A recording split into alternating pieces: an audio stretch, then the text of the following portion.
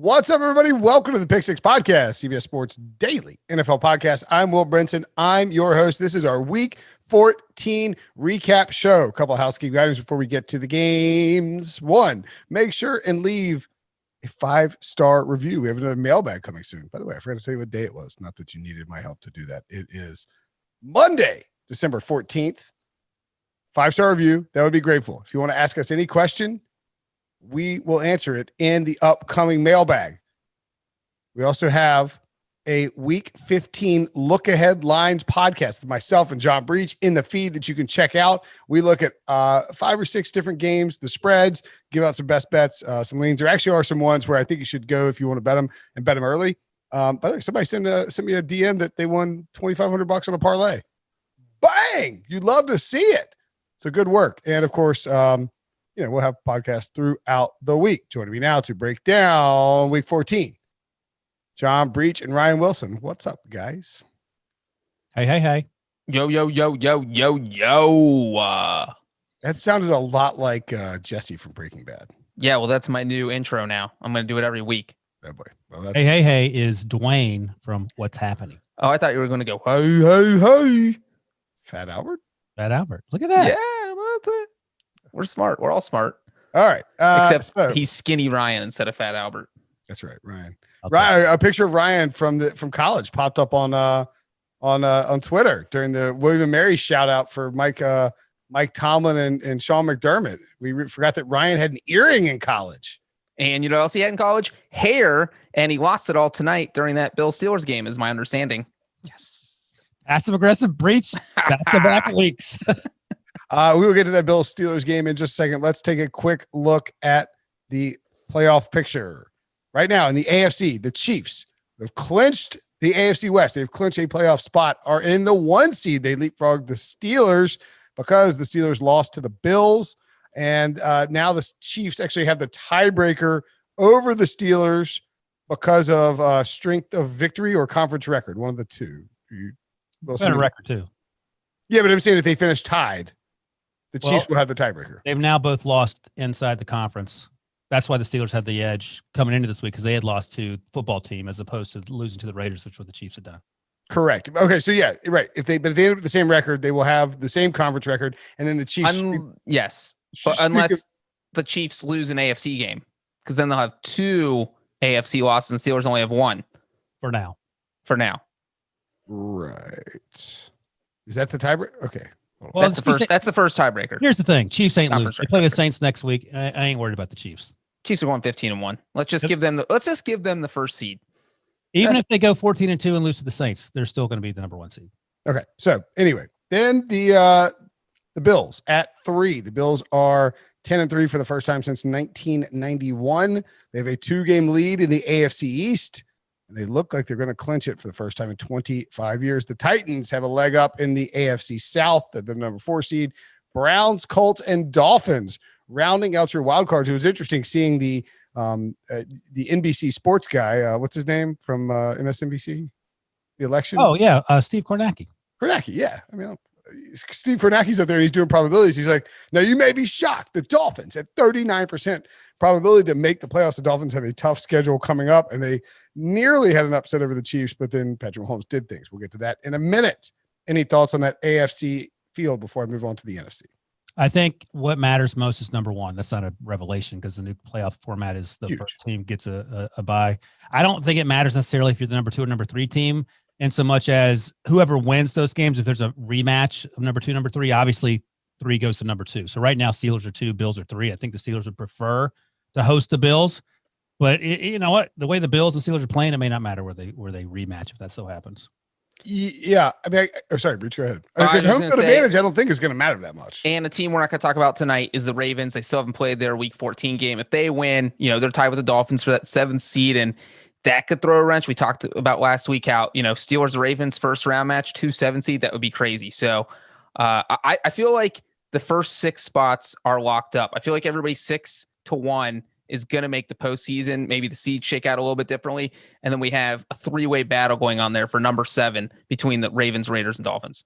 I'm probably going to get in trouble for this, but I haven't seen an email come across the playoff odd probabilities from Sportsline. Please correct me if I'm wrong, Debo. So I looked up the New York Times simulation.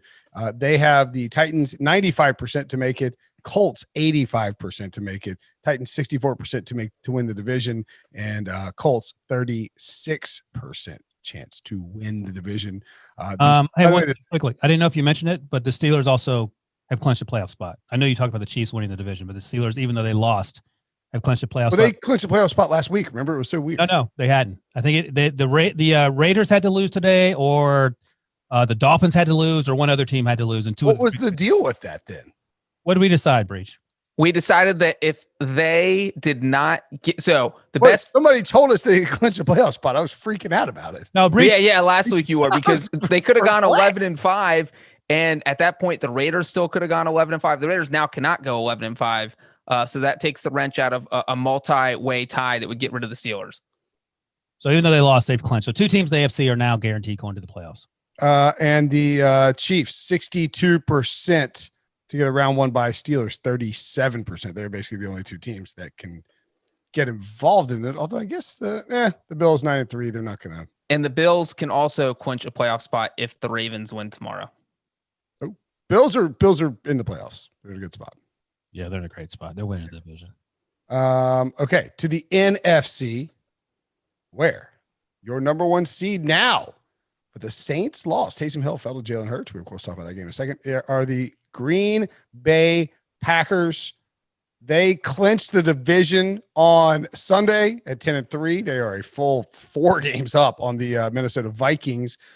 They are 51% to get the number one seed. The Saints 35%, and the Rams checking in at 9% are your top favorites there. Obviously, nobody from the NFC East is involved in that discussion, but the Packers look to be in very good shape to secure that first round bye and home field advantage. The Saints are second in the NFC, Rams third, Washington football team fourth, Seahawks, Bucs, and Cardinals. The Cardinals climb back in here, and thanks to the Buccaneers, look to be in, I would say, fairly decent shape. They're 50-50, 51% to make the playoffs, but that had dipped a large amount. The Bears still at 20% to make it with a win. Vikings now down to 25%.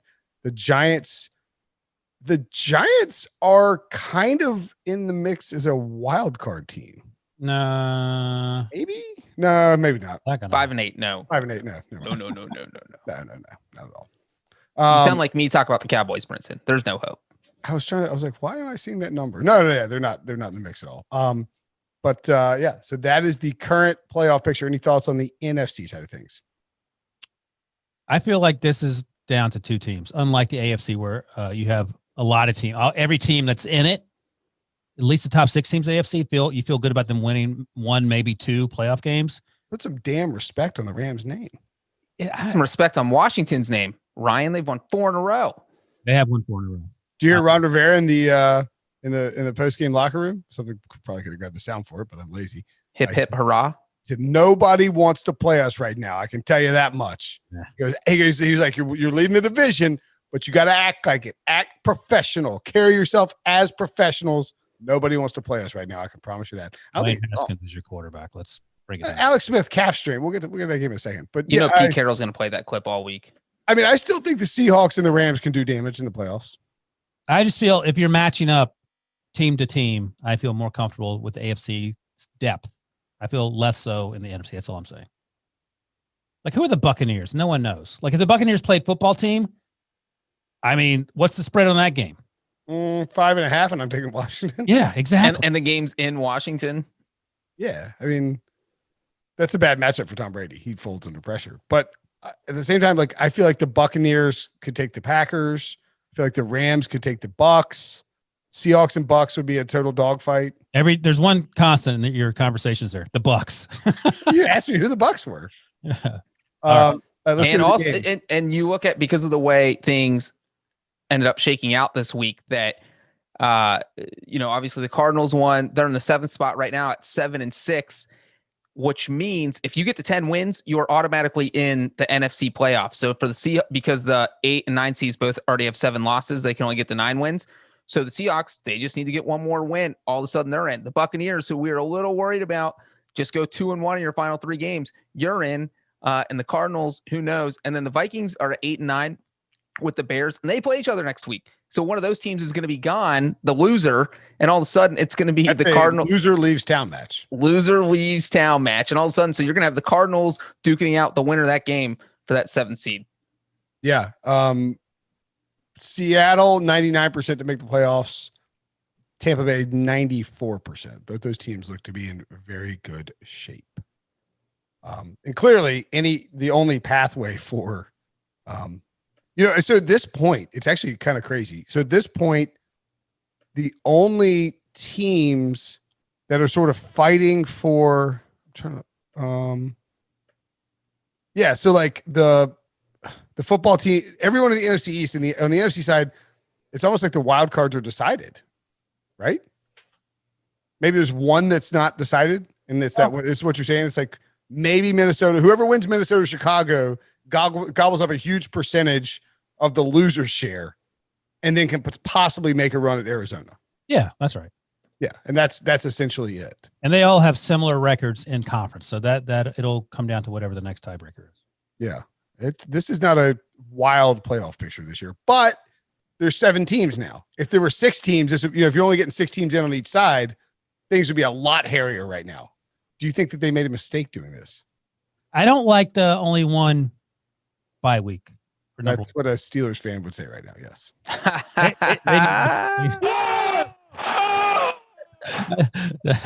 just got dunked on by Ryan Freaky Finley. Settle down over there. Anyway, we'll get through it. We'll talk about it. I agree. I do agree with Ryan though on that. I think not giving both teams a bye. I think it'll really suck if the Steelers go 14-2 and don't get a bye. Well, they're not going to get a bye. That ship has sailed. Right. I'm just saying it's like 14-2 got you a bye every year for the last 20 years. Well, and mine and Ryan's friendship is going to sail if the Steelers keep losing. Yeah. So Ryan's going to hate me. My bet is if the Steelers lose at Cincinnati next week, Ryan Finley tattoo right here. All right. So that is an actual podcast bet. If the Steelers, you got to, I mean, you said it twice now. All right, then I'll do it. Of course I'll do it. But you have to pay for it. I will pay. Breech draws it. You pay for it. I get it. I will literally I will Venmo you the money the second the game is over, and I will Venmo you double whatever the tattoo costs so that you can buy a camera and take pictures of yourself to send all of us. Nice camera. All right. So I say, let's just say on your shoulder. Okay. Because you won't do it on your face. You don't want to go full Mike Tyson. Can you imagine you have one tattoo and it's a Ryan Finley tattoo that Breech drew for you? Yeah, that'd be incredible. On your shoulder? It's like, why does he have devil horns? Who knows? So if the Bengals beat the Steelers in Cincinnati in week 15, Ryan Wilson will get a Ryan Finley tattoo paid for by myself and John Breech somewhere on your body. God, I cannot wait for this to happen. That's going to be, man, what's this? Oh. Steelers are 24-point favorites. They lost 2 in a row, so it's pretty unlikely. But I mean, I don't know. I'm now worried. All right, it's a football game. Anything can happen. Speaking of the Steelers, anything can happen. They looked like they were going to cruise to the Bills. Things were going their way, and then they found themselves on the losing end of a Sunday Night Football battle in Buffalo, 26-15. The Bills covered the -2. The under 48.5 hit. Josh Allen, Stephon Diggs went nuts. 21 fantasy points for Allen, 19 for Diggs. As I mentioned, Bills 10-3 for the first time since 1991 with a 2-game lead in the division. Is it time to recognize that the Bills' upside might be as high as the Super Bowl? Yeah. So I was on HQ all day on Sunday, and we were talking about this game right before I did the podcast. And I said to Eric Casillas, I said, for the rest of the season, would you rather have Big Ben or Josh Allen as your quarterback? I mean, it's not close. Not even close. Josh Allen is Josh Allen. Josh Allen is Big Ben 15 years ago, but he's much more athletic. And he got shut down in the first half. He had the interception because his arm got hit, and then they had the fumble, and they ended the half with field goal, pick six. They made some halftime adjustments, touchdown. The Steelers went in at halftime and said, whatever we do not guard Stephon Diggs. Leave him wide ass open. That's all we want you to do. And then Roethlisberger threw that interception with 7 minutes to go in the fourth quarter. Done. And that was a huge turn of events at halftime. The Steelers still can't run the ball, but the bigger issue for me, and I've been saying this for 2 weeks now, they can't catch the ball either. Deontay Johnson got benched after the first 2 series, Didn't come back till halftime. He played a little better. But if your best player isn't on the field because he can't catch the ball, you have issues. They have the injury concerns, but whatever. Everyone has the injury concerns. And Scott Pioli talked about this, and Brian McFadden did too. And I think they're right. The Steelers are probably exhausted. They played 4 games now in 16 days. But so what? That's where we're at, dude. So you got to get over it. You played the Bengals next week. Ryan Finley tattoo's on the line. So get your head out of your butt and let's win a football game. But I love what the Bills are doing. That defense, we talked for the first half of the year how that defense sucked. It's coming together real nice. Coming together real nice. And by the way, Sean McDermott, William Mary, Mike Tomlin, William Mary. Sean McDermott's 2-0 against Mike Tomlin last week. Interesting. Yeah, I mean, the defense. So I think to your point on the offensive adjustments, one, Josh Allen started getting the ball out faster and accurately. Yeah. Well, but I think not getting pressure. I think they slid protection on the inside to kind of keep Cam Hayward from doing whatever Cam Hayward was doing because he was having his way getting in to get after Allen. That gave him a little more, I think, space and less. He didn't feel like he was just being in that first drive in the second half, he was getting crushed. But I mean, like, it did feel like they slid some protection on the inside, and then they got the ball out of Josh Allen's hands faster, and they leaned on Stephon Diggs. And they're like, all right, look, Stephon, like, if they're playing zone, get open and squat in a spot. And if they're playing man, juke this guy. And they did a really good job of recognizing that. We saw that same thing that they did last week against San Francisco, where Diggs and Allen were on the same page in terms of seeing what kind of defense was out there, and it led to some big results. And you just felt, I mean, I didn't momentum, whatever, but I mean, like, you felt a big momentum shift with that first drive from Buffalo. It's like, all right, they're taking over. Yeah, it really felt like that Buffalo, in Rocky 3, where he keeps taking hits from Clubber Lang, and you're like, oh my God, he's going to lose. And then he comes back and wins. It was like the Bills thought that Steelers defense was so good. Look, we're going to take some hits, but then we're going to know what they're doing. We'll adjust really quickly. And we're we know our talent is so good. I don't think the Bills from 2 years ago could have pulled off a win like this because, they didn't have the receivers around Josh Allen. They didn't have the coaching staff. Brian Daboll is a great job at offensive coordinator, and I want to give him credit because he's a big part of what they did. It's not just the Steelers weren't covering Diggs, the Bills were getting Stephon Diggs open. And so just watching this offense, I mean, Brinson, you asked the question, is this team a legit Super Bowl contender? And I feel like behind the Chiefs, I'd put them, Mr. Tennessee Titan right here. I would put the Buffalo Bills in the number 2 spot as the second best Super Bowl contender of the AFC. Yeah, I mean, I think the one problem you have, and the Titans showed it, and look, the Bills defense, again, as Ryan pointed out, it's gotten much better, but you can run on Buffalo. They're a little small on the inside. The Steelers just can't run the football. I mean, that's a big problem. And I don't really understand why everybody keeps being like, the Steelers have lost their identity. They're a smash mouth team that plays great defense. It's like, yeah, in the 70s. Right. I mean, I think a couple issues, and Jason Lockenford wrote about this Sunday morning. The Steelers are concerned about Big Ben's knee, which we didn't hear anything about during the telecast, which is weird because every injury we hear about with Big Ben, real or otherwise. Florio kind of wrote and Florio works for NBC, obviously, he's on that telecast. Like, I sort of wonder if he sort of wrote he's like, one of those articles that Florio writes where he's, it's not as serious as maybe we think. Or he's like kind of like taking a shot at JLC. I don't know if he'd take a shot at JLC, but it's like sort of downplayed it. So who knows? So there's that. I mentioned the drops. And you're right about the running game. They're not a running team. And the long handoffs are just the pass plays that all these guys keep dropping. Also, something else to worry about. Big Ben can't throw the ball deep anymore. He can throw it there, but it's going to be late and it's going to be underthrown. So that's why there's a lot of short and intermediate passes that they have to catch. But the interception by Levi Wallace with 7 minutes to go was a great play. James Washington didn't really see it. And the pick six wasn't a deep throw. It was just behind Juju Smith-Schuster to Teron Johnson. Well, and like the pick six was like a change up. It was not a quickly delivered football. And then the one down the field was just off target. And he can't. That was a good play too, where you have the corners kind of ripping it out of the sky. But James Washington was open if you throw it. If Josh Allen throws that ball, it's either overthrown by 50 yards or he has a chance to make a play. It's right. He's running underneath it. I mean, like James Washington was. Ben ain't got it. I mean, he's. I'm not gonna. You're gonna take offense to this. I don't care.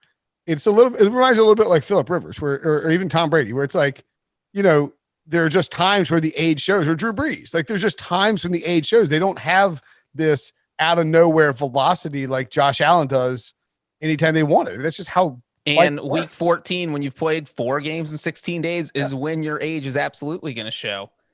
I mean, Roethlisberger never looked older than he has really since the Ravens game. You know, the offense sputtered there. They only scored 19 points. And then obviously he's also having to throw the ball a ton. Yeah, his arm's probably killing him. He's the pitcher in Little League. Man, the Steelers really need that bye, Ryan. It's too bad they're not going to get it. He is so trying to talk himself in that Ryan Finley tattoo right now. So when I'm just trying to think, when will his arm fall off? Halftime of the Cincinnati game, or they're going to let Mason Rudolph play starting at halftime because the Bengals will be up, or the Steelers will be up 31-0. I thought you said they sort of try to manage his throwing numbers. When he was hurt last year, yes, that's the first couple of weeks of the season. But man, ever since that game against Pittsburgh, in the last 8 games, oh my God, Ben has, quick math because PFR hadn't updated, 356 passing attempts. Yeah, his arm's killing him. That is a ton, man. He's averaging 45 pass attempts per game for the last 8 games. Something else to consider. He is doing a lot of the, if not the initial play calls, he's doing a lot of the change and a lot of scrimmage. So he's fine doing this. And one of the this was one of the concerns to Bruce Arians, that he and Randy Fichtner, the OC, are too buddy. And it's not necessarily in the best interest of the team in terms of what they want to do, but they can't run it. I mean, that's the reality of it. They had 2 offensive linemen go down, so they were down to their last offensive lineman at points in that game. So there's some things to work out. But look, at the end of the day, this team is 11-2. Last year they went 8-8 without a quarterback, so it could be a lot worse. Injuries. Every team has injuries, but the defense played well without Joe Hayden, who had a concussion. Budget Priest done for the year, and they played well against a really good team for 35, 40 minutes. Yeah. Brian, is there any way they lose the AFC North? I don't think so, because I do think they beat the Bengals, and then we'll see what happens tomorrow. The big game, I think, Breech, and you probably agree, is that the Ravens, if the Ravens win tomorrow, it's over for the Browns. Yeah, I do agree with that. Division-wise, they'll still go to the playoffs. New York Times has Steelers 95% chance to win the division. Browns 5%. Yeah, I think. The Browns' schedule isn't that difficult, and you would imagine they're going to be super pumped because that game is in Cleveland, I believe, in Week 17 against the Steelers, and God knows what the Steelers will look like. Big Ben may be throwing left-handed, so who knows? Yeah, it's pretty unlikely, but it hasn't been ruled out quite yet. The Steelers defense. One last thing, the Steelers defense a little concerning to me. I think the Bud Dupree and Devin Bush injuries, and then Joe Hayden not out there, it's starting to add up. It feels a little bit like, this team gets out to 11-0, and it's gonna it feels like a car that gets out there fast and then gets a flat tire, is limping into the finish line. And no, it's a fat guy who's running a race, and they get up in the first 60 yards of the 100, and then they're spent. They're done. Their pants are too tight. They're thinking about eating hot dogs. They're like, all right, let's just take a break. We'll bend over, get our breath, and then by then everyone's blowing past you. Okay, coming up this Wednesday on CBS Sports HQ, signing day is happening. It always sneaks up on me. It happens late in the NFL season. It's like signing day, and all these kids are tweeting out stuff, and coaches are going nuts. And then we are going to have wall-to-wall coverage from 9 a.m. to 6 p.m. on December 16th. Feel bad for Chip Patterson, Barton Simmons, all those guys, Tom Finelli, Danny Cannell, all the Brady Quinn, I'm sure will be involved, are going to have to just be grinding out discussions about where all these teams end up on the 247 rankings, the industry standard. Of course, we'll have live announcements throughout the day, including Flip Watch, rankings, leapfrogs, and of course, signing alerts. Make you feel like you're watching Kornacki out there on the election night. It'll be big, exciting breakdowns of all the top prospects. No matter what D1 school you root for, we'll have you covered with breakdowns of all the teams. It's 9 hours of programming, after all. It's available on the CBS Sports app or on your connected TV and mobile device. Make sure and download the free CBS Sports app in those spots and get ready for signing day, Wednesday, December 16th from 9 a.m. to 6 p.m. Look for the link to this podcast. Eagles 24, Saints 21. Eagles didn't just cover the plus 7.5. They get the money line. They were plus 300 or something like that. The overs, ridiculous that this over hit. I'm so furious about this. So dumb. Jalen Hurts is taking knees and he fumbles, and the Saints get a damn touchdown there to get the over 45 total points, especially if you got early in the week at 44. Brutal. Miles Sanders, your top fantasy performer, 25 points. He's doing that same thing he did last year. Can't wait till people overdraft him next year. Taysom Hill had a nice day, 22 points, and Jalen Hurts, 20 points as well. Doug Peterson actually wouldn't name Jalen Hurts the starter after this game. Or like, he's like, oh, I'm decided the starter. He's like, what are you doing, Doug? He ran for 100 yards on 18 carries and didn't commit a turnover in the passing game. You're playing Jalen Hurts next week. What do we think about Jalen Hurts, Ryan? Oh, I love it. And I don't mean this disrespectfully. And actually, first we have to have Debo. Oh yeah, sorry, I should have checked with Debo first. Debo, where's your head at following? He hadn't unmuted himself, so I wasn't sure. Where's your head at on the Eagles right now? I mean, contrary to what some people may think, I don't care who the quarterback is. I don't care if it's Rodney Peete, Mike McMahon, Coy Detmer, Ty Detmer, Doug Peterson himself. I'm going through AJ Feely. Through the years, absolutely. It doesn't matter to me. So I was thrilled. He was undoubtedly better than Carson Wentz was for a lot of games this season. It's clear he's the better fit for the current state of this team. I wish they went to him sooner. I think they'd have more wins. His legs are a huge asset with that depleted offensive line and the limited weapons. So yeah, it works out better that Jalen Hurts is the guy for this year. It's a no-brainer that Doug names him the starter moving forward and for the remainder of the season. And then we address things in the offseason when we get to that place. And after the Eagles have made the playoffs and I've collected $20 from each of you. That's true. My Giants is so good. Yeah, the offseason is going to be interesting because Carson Wentz's dead cap hit in 2021 is $49 million. So clearly he's not going anywhere. You got to try to fix him. But that's not a problem for now. I think Debo's exactly right. Jalen Hurts' ability to run the ball. I mean, you mentioned the 106 rushing yards is huge. 106, yeah. And I remember at the Combine talking to an NFL assistant coach who said Jalen Hurts he thought was the best running back in the Big 12 last year. And he wasn't being a jerk. He was being like, this guy is that good. And who wants to tackle a 220-pound guy, whether he's a running back or not, over and over again? And that opens things up for Miles Sanders. And we know that Carson Wentz is athletic, but Carson Wentz isn't the runner Jalen Hurts is. And that's the offense you're running. That's the offense you're running. Own it. The only issue was that stupid fumble that you mentioned. You can't do that. You can't do that in the game. And you know, they were fortunate to come out. Yeah, if that's a 4-point game, you lose. Yeah, so that can't happen. But again, he didn't throw an interception, which Carson Wentz has struggled with. He did have to fumble. But just one turnover, I think right now you would take that as an Eagles fan. And I want to see, I don't want to get too far ahead of ourselves, but I want to see who starts next week for the Saints when they face the Chiefs, their quarterback. That's going to be an interesting thing. Wait, what are you talking about? Drew Brees isn't coming back no matter what. Oh, I thought you were like saying they should bench Taysom for Jameis. No, I don't know what you're saying. That's like, what I thought you were saying. No, I mean, Taysom's look kind of. Am I crazy? Taysom's look good. Well, that's my thing. Is Drew officially out?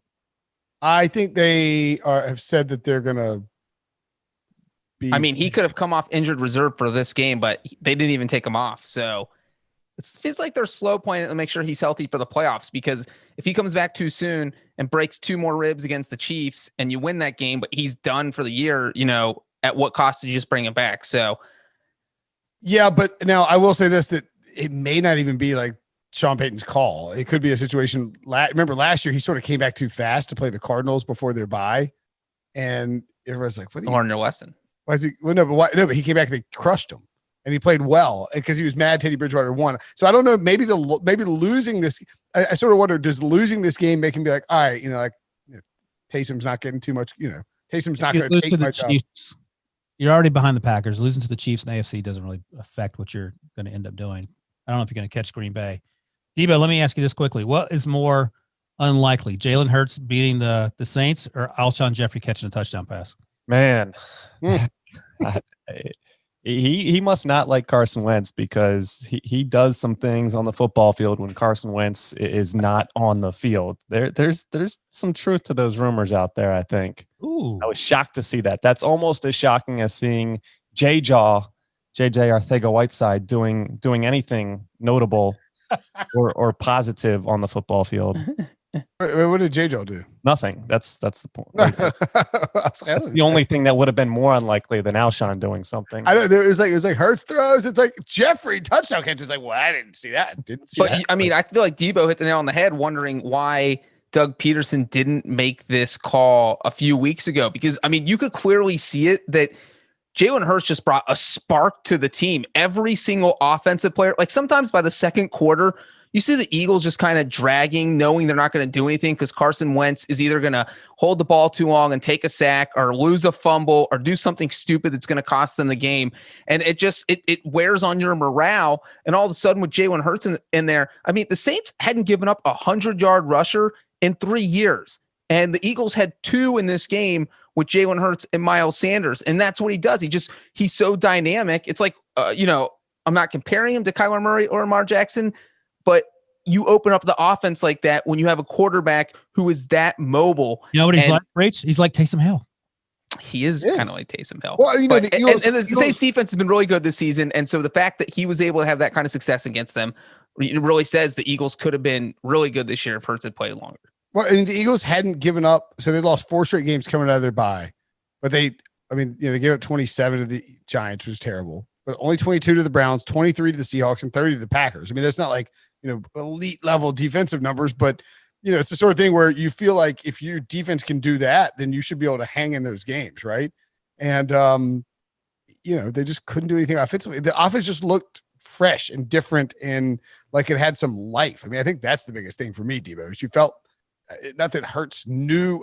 It's crazy though, like all the blame that's been pointed to the offensive line and the weapons and the coaching. I mean, kind of hard to point to it. Here's where I come to defense of my boy. I do think there is something to be said for Doug Peterson, and especially during the week, he says, we're going to change the play calling. We're going to get the ball out quicker. We're going to put Jalen Hurts in good positions. What were you doing for 13 weeks with Carson Wentz?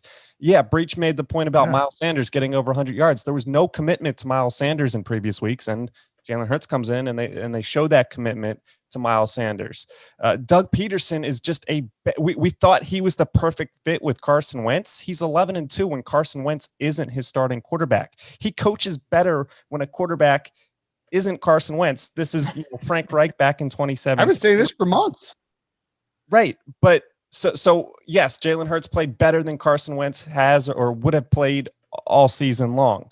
But the situation, it may be a little bit of the spark, but the context around it and how the Eagles approached it, especially led by Doug Peterson and how they put Jalen in a spot to succeed, I don't think they did a good job of that with Carson Wentz. And Carson Wentz deserves blame, but I don't think he was put in the best spot throughout the season.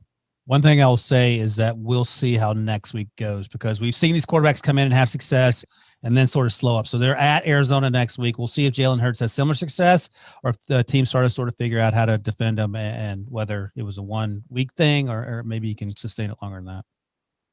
5.5 point dog at Arizona next week. Numbers a little surprisingly big number. Well, no, it wouldn't have been a surprise if they got the doors blown off. No one expected them to beat the Saints. I mean, this Saints win is I'm just saying they were 7.5 point dogs to the Saints, and is this Saints win more surprising than the football team beating the Steelers? Like in retrospect, it feels like it is way more surprising. At the time, the football just team. because the Saints didn't have Drew Brees. To win. Yeah. The Eagles win is more surprising. Way more surprising. All right, that's what I thought. I was double checking. But yeah, look for the Saints. How high is the panic level here? I will just say real quick that Will Lutz has missed 3 field goals over the past 2 weeks, which was an issue last week because they beat the Falcons handily. He's hurt, right? But he pulled a Randy Bullock last week when he missed his field goal and then feigned injury, but I didn't hear anything about this week. And obviously he played against the Eagles and then went out and missed a 45-yarder on his first attempt. And that's an issue when you're in the playoffs playing close games. You want a kicker you can trust, and I am not so sure the Saints can trust Will Lutz right now. I feel like the Steelers and the Saints are going down similar paths, losing games right now they shouldn't lose. They've lost the number 1 seed. They probably ain't getting it back. Their quarterbacks are 4,000 years old combined. So good defenses, but how far are you really going to go? I don't know if I go that far with the Saints. So the Saints have Kansas City, Minnesota, Carolina. You think they win 2 or 3? That's fine, but are the Packers going to lose? I mean, that's where we're at. Well, probably not. Packers have remaining the Panthers, Titans, and Bears. I mean, is the Titans defense going to be able to slow down Aaron Rodgers? Titans can beat the Packers for sure. Titans can beat anyone or lose anyone. Yeah, that's right. Titans could, I mean, Derrick Henry could run for 350 yards in that game. But the Titans defense is dog doo-doo. Yeah, I'm going to bet that over in that game for sure. But I just think, anyway, yeah, the Saints may have lost the division. Not the division, the conference. Not the division, excuse me, the number 1 seed. They should be good for the division. They haven't clinched it yet, but just got to win one more game. Just got to win one more game, and they will get one more win. I feel confident. Okay, Cardinals at the Giants. Ugh. Cardinals 26, Giants 7. I guess we won't spend too long on this. Cardinals cover the -3, under 47.5. Kyler Murray, 19 fantasy points. Kenyon Drake, 15 fantasy points. Who's the loser with the Giants in the NFC East pool? Up high, down hard. Looking so good 2 weeks ago, and the wheels fell off. Colt McCoy beat the Seahawks last week. Why did they even go to Daniel Jones here? Here's the thing. Clearly Daniel Jones is athletic, and a lot of what he does is with his legs. I pulled my hamstring before, various points in my life. It ain't a 2-week injury. You can't just take a week off if it's any sort of seriousness. You're going to be hobbled, and he was clearly hobbled. He hadn't turned the ball over in 3 games, I think. The first quarter, maybe in the first series, he gets crushed, fumbles. I think he fumbled again later. Yep.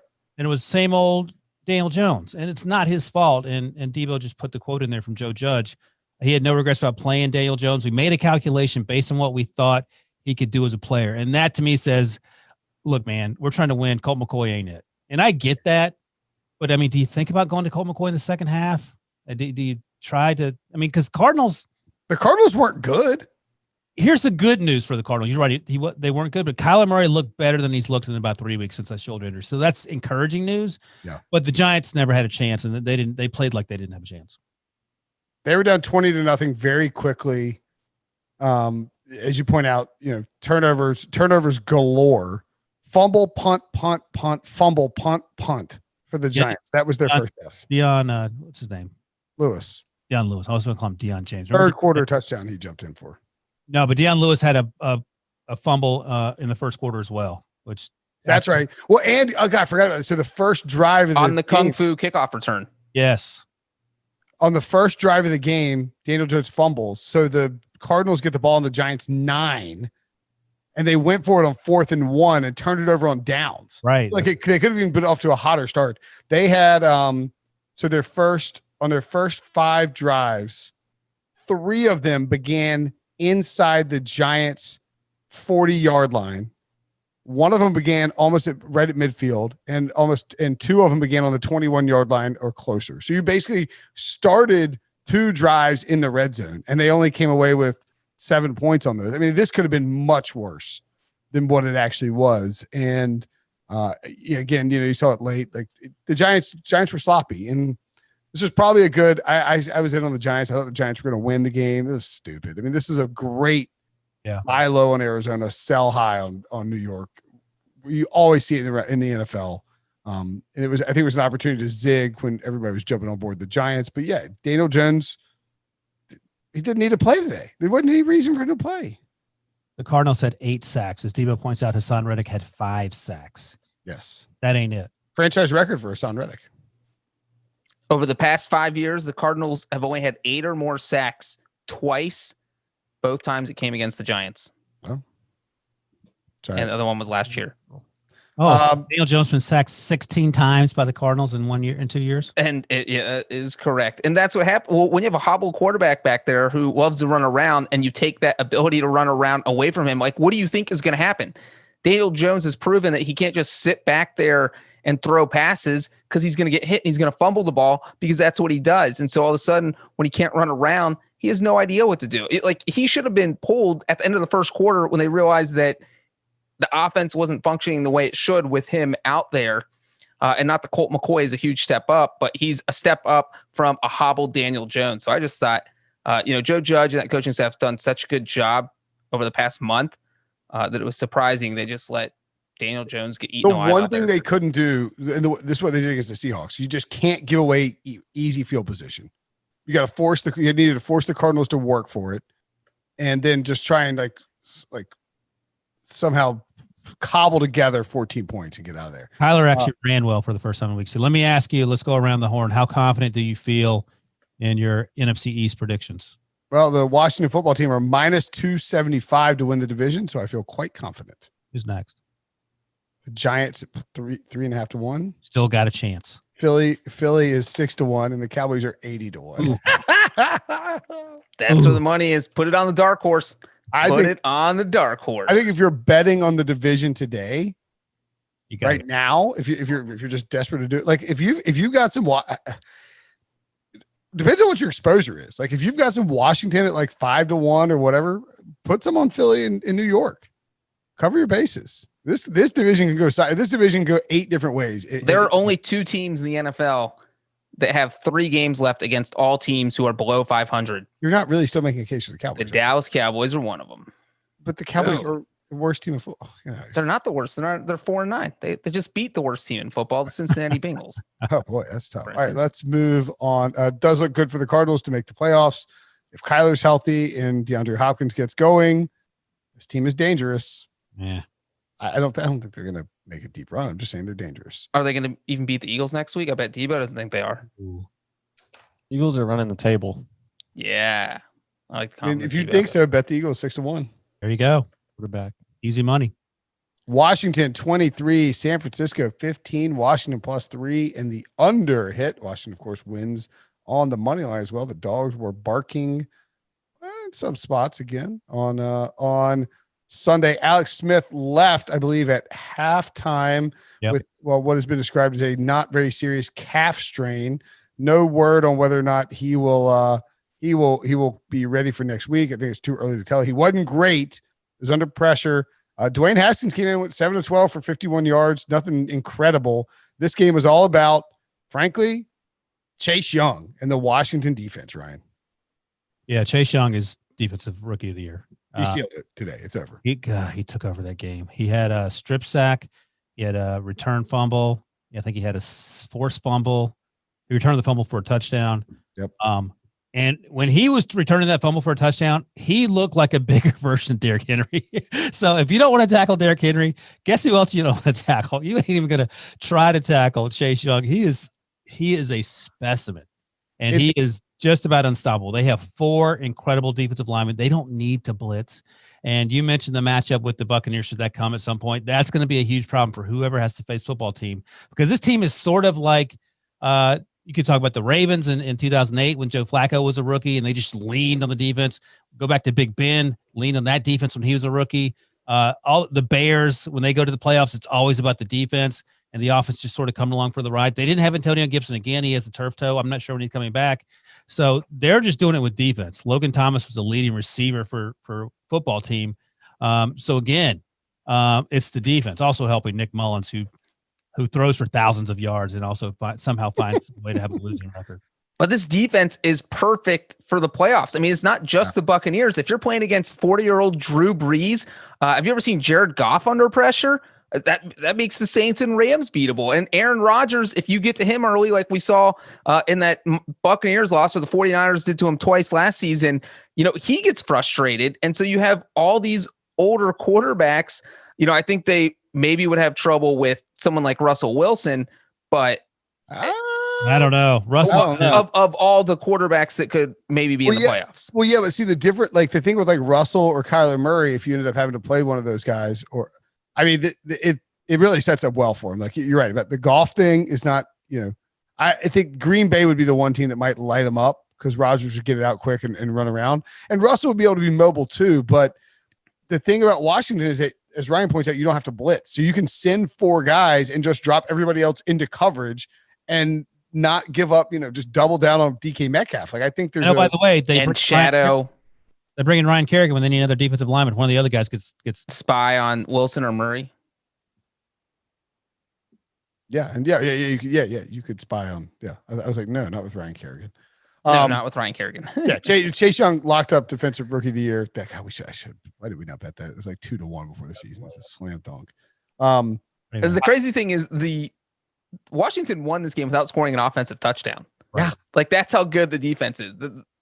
Nowhere near scoring an offensive touchdown, and the defense scored 2.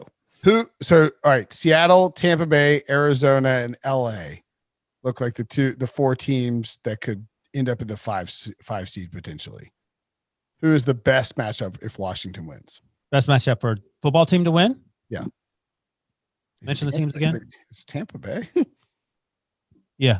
The Tampa Bay defense, Tampa Bay fans and our buddy John Ledyard, who writes for Pewter Report now, there's a lot of concern about Todd Bowles in terms of the way he's coordinating up that defense. Because that defense, although the advanced metrics loved them early, they've been getting gashed, man. They haven't been exactly setting the world on fire. So it ain't like, I mean, if football team scores 10 to 14 points offensively, you're asking Tom Brady to do a lot of heavy lifting against that football team defense. Yeah, I think you could do a number on Arizona. Yeah, I'm not worried. I think Arizona's a year away. I think Kyler, I think with Washington, you want the worst defense to go against, though, because I'm pretty sure their defense can overwhelm anybody. So I might say Seattle. Yeah, to Breech's point, I would much rather face Tom Brady than Russ Wilson. Fair. Or Goff or Jared Goff. But I think you can Alex Smith would struggle against the Rams defense. That final score of the game would be like 6-3, even though the Rams did beat them earlier this season. But that was before Washington got good. Yeah, that was sort of my point. It's like, I'd rather play a bad defense. 49ers are toast, right? Say goodnight to them. I mean, I was sort of surprised that Beathard didn't come in. He had his helmet on at one point. He was warming up. But yeah, I don't know. Nick Mullins is just under siege. I don't understand how the 49ers have a had a chance to 9% chance to make the playoffs. That seems high. Just got to go 8-8 and hope the Cardinals go 8-8 and hope somebody else goes 8-8. That's all they got to do. Go 8-8. 9%. That feels high for 9%. Well, they still play the Cardinals, so if they win that game, then all of a sudden 6 Arizona 8, has 7 losses. 7. So I mean that's why it's 9%. All right, the 49ers are now, are they 5-9 or 5-8? 5-8. They're done. I mean, Nick Mullins isn't leading this team to the playoffs. No, he is not. What's next? All right. Cowboys-Bengals. Cowboys -3 hits. The under 44 was a freebie. And Andy Dalton was your leading fantasy scorer in a revenge game that undoubtedly made John Breech cry and feel weird things inside. All I'm going to say, because we don't need to talk about this game, is that it was my best bet of the week was betting against the Bengals. If you had watched our early picks last week, if there are two things I know about, it is Andy Dalton and the Cincinnati Bengals. This was an absolute stone cold lock. There was no way the Bengals were going to do anything. Their offense is atrocious. They've scored 3 offensive touchdowns since Joe Burrow went out, and they reached a new all-time low. This is arguably rock bottom of the NFL. They fumbled on their first 3 possessions of the game. It was absolutely embarrassing, and that was it. Andy Dalton didn't have to do anything because he just let the Bengals beat themselves. And as someone who played for the Bengals, he knows that's the best way to beat them. So I'll say this. Brandon Allen left. He got hurt. Ryan Finley came in. And this is what our buddy Paul Dehner, who writes for The Athletic and covers the Bengals, he has for some time. This is hilarious. This is what he wrote after the game. I'm not saying Ryan Finley is remotely good or doesn't hold the ball too long, but the Bengals line blocks for him like they hate his guts. And that gives me hope that I won't have a Ryan Finley tattoo. That Ryan Finley tattoo is going to have guts on it now with Dehner's tweet. That was just, so the opening drive, the Bengals get the ball. Did they force a punt? For who? Did they force the Cowboys to punt? Yeah, in the second half, not in the first half. Okay, no. So the Bengals started with the ball. Yeah. And they fumbled. But it was Giovanni Bernard that was his 6th career fumble. He doesn't fumble. Right. And he coughed it up immediately. You're like, all right, this is going to go south very quickly for Cincinnati. And it did. I mean, like, the Cowboys didn't even have to really do anything. Andy Dalton was 16-23 for 185 yards and 2 touchdowns. Zeke Elliott ran 12 times for 48 yards. Tony Pollard 11 times for 39 yards. Like, the Bengals are just lining up like fat Samaje Perine and running him into. Oh, I know. You know what? I was watching a part of this game. There was a butt fumble. There was a butt fumble. At Return one point. Oh yeah, that's right. It's the end of the. What quarter was it? Was it the end of the first quarter? I think they had a 3rd and 1, and Zach Taylor had him sprint up to the line and run a play that involved Samaje Perine into the line. They get stuffed. Yeah, it was the first quarter because then they ran the end around with Alex Erickson. They ran the little jet sweep with him. and he gets the first down, but then he fumbles on 4th and 1. And I was like, why are you sprinting up to run a play before the end of the quarter? Do you want to ask Breech the weekly question about his favorite coach? It's time to move on, Breech. You got to pray these guys move on from Zach Taylor. This guy's bad. All I said about Zach Taylor is that Bengals ownership is going to give him another. He's going to get another year. You said you would give him another year. No. I said I think he's going to get another year. What would you do if you're Mike Brown? I think he's going to get another year.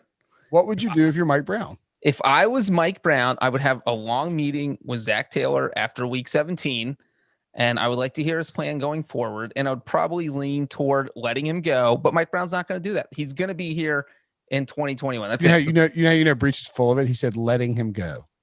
That's what the Bengals do. The Bengals they had an argument about whether or not they fired a coach, Sam Weiss, in 1992. Like that, the Bengals are weird. They do weird things. You let people go. You don't fire people. The Marvin Lewis thing was crazy too. It's like, the Marvin Lewis thing. It was like this Seinfeld episode where it's like, turn your key, Maura. And like, there was a report that he was going to be fired. You remember that? And then he kept his job. Like, are you kidding me? You're not fired. He just kept coming to work. He said, no. Basically. So like this is anything I say, it can happen. It's not weird because it could happen with the Bengals. You know how bad the Bengals are? They are so bad that we are not talking about Mike McCarthy and Mike Nolan. Like those are the two most popular guys in Dallas right now because they steamroll. That defense in Dallas is straight up doo-doo. Mike Nolan and his little sweater vest like me was a clown show 48 hours ago. And now he held Ryan Finley and Brandon Allen at some point. Is this edition of the Bengals worse than the Jets? No, because they won 2 games. And I was gonna say this shows how much Joe Burrow masked with his play. And yes, I think without Joe Burrow, who wins 16 Jets, team? Who wins Jets Bengals Week 18 matchup? Breech. Jets by 2 touchdowns. God, yowzers! If you want to make money, bet against the Bengals. All I've done the last 3 weeks. So what is the do we see what the line was for Steelers Bengals? I think it's like 12 right now, I think. That's not high enough. All right, Debo's prodding us along. Okay, whatever. We spent way too much on the Bengals. Yeah. What do you expect? You get breaching on podcast, Debo. We're running late. Let's take a break. When we come back, we'll run through the rest of the games. Chiefs 33, Dolphins 27. I don't really know why this game got put behind the Bengals and the Eagles in the rundown, but I guess you could hazard a guess and see if you can figure it out. Anyway, Dolphins +7 covers unlikely fashion. The over 51.5 hit. It felt a little tenuous, but the Chiefs clinched the AFC West. Tua Tagovailoa 30 fantasy points. I believe he's actually won the Millie Maker if I'm correct. Tyreek Hill 22 fantasy points. And Patrick Mahomes 21 fantasy points. I thought Tua looked really good and really bad at various points. He's actually on my screen as I look over here right now. But acquitted himself pretty nicely, all things considered, Ryan. Yeah, fire in his belly. In fact, Briscoe admitted that he showed some toughness and he stayed in the game when he hit those rough spots, which didn't happen a few weeks ago when he was pulled. He made some really good throws. He doesn't have the greatest arm. We knew that. He took a ton of hits and he's getting better with that. I like this Dolphins team a lot. I like what Brian Flores is doing. We've talked every week about how Fitzpatrick gives them the best chance to win, and I think that hasn't changed, but Tua is getting better. I will say this about the Chiefs. They're clearly the best team in the AFC. There was a time maybe 3-4 weeks ago where it wasn't clear because they were sort of sputtering their way through some of these games and beat the Panthers by 2, then they won by 3 and by 4 and by 6. This game is a little different. They were down 10-0, and I was trying to think of an analogy, and Breech probably has a better one, but it's like when you're at the beach and like the first few waves don't knock you over. You're like, I got this. And then the rogue wave comes and just blasts you, and you get sucked under in the undertow, and you're like, you're not sure if that's the Dolphins, and that's what happens to every team that faces the Chiefs. 10 points is not enough.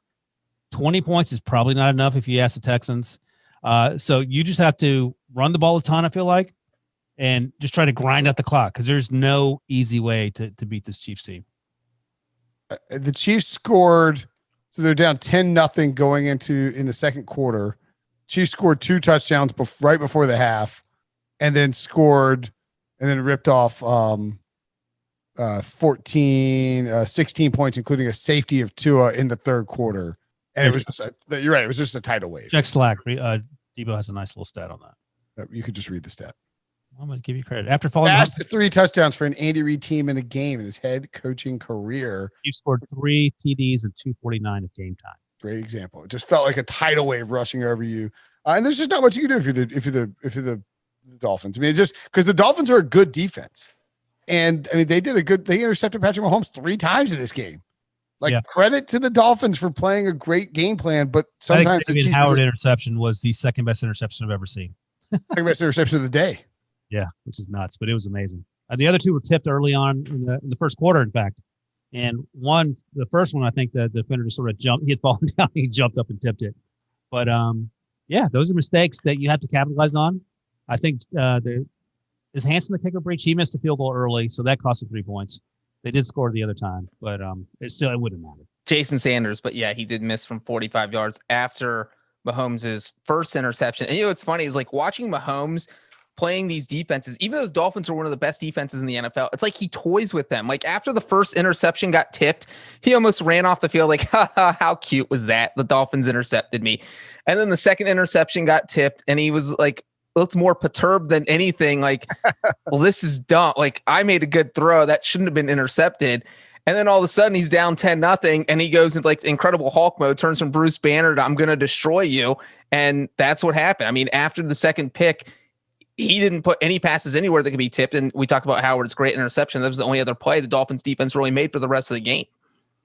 I mean, the Chiefs, I think it would be an upset at this point if the Chiefs didn't win the Super Bowl. Yeah. I mean, Packers-Chiefs would be fun. Packers-Chiefs would be awesome. I don't think the Seahawks can beat the Chiefs because of that defense. Yeah, probably not. Better. Carlos Dunlap has helped at the rush game. But I mean, how are you beating Patrick Mahomes? It would be fun. I just don't know who's beating Patrick Mahomes. I'll tell you who. Derek Carr. I was going to say Derrick Henry. No, you get 2 possessions per half. The Titans run out 28 minutes on 1 possession. They get 7 points. I mean, the Titans had a 10-point lead last year with the same team and a much better defense, and Mahomes just took care of business. It wasn't even close. So yeah, I mean, great effort by the Dolphins. I'm not going to say they needed to win this game, but stealing this game would have probably put them in the playoffs. Now, and help the Steelers it helped the Steelers a ton. Now, as we note, the Dolphins have a substantially difficult schedule coming up. They have to face in week 15, the Patriots, then the Raiders, and the Bills. And those last 2 are on the road. Do the Dolphins make the playoffs? I guess the question is, are they going to win 2 games? I do think they're going to win 2 games. I don't think they're going to make the playoffs. So 10-5 won't do it. It won't be 10-5. What will it be? Maybe 9-7. They're 8-5 right now, right? 8-5. Or 1 and I think. Oh yeah, I'm sorry. 10-6. I couldn't do the math. 10-6 won't do it. No.